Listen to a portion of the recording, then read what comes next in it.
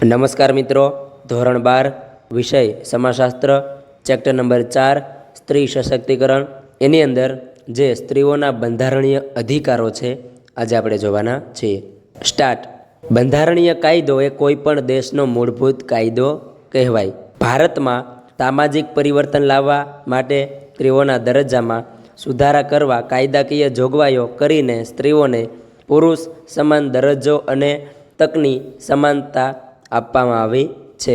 બંધારણની કલમો દ્વારા સ્ત્રીઓને માટે વિશેષ જોગવાઈઓ કરવામાં આવી છે.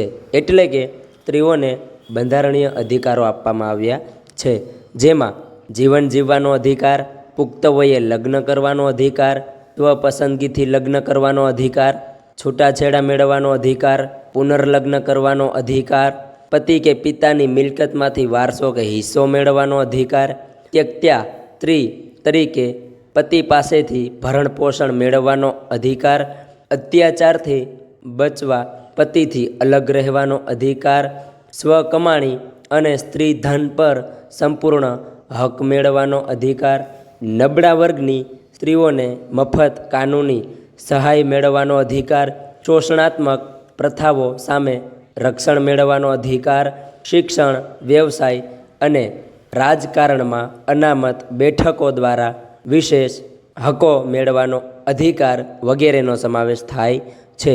આ પણ 3 માર્કનો પ્રશ્ન છે, તો ધ્યાનમાં લેજો અને પ્રમાણમાં સાવ સહેલો છે. આનાથી કંઈ પ્રશ્નો સહેલો હોઈ ના શકે. બરાબર, તો તૈયારી કરજો.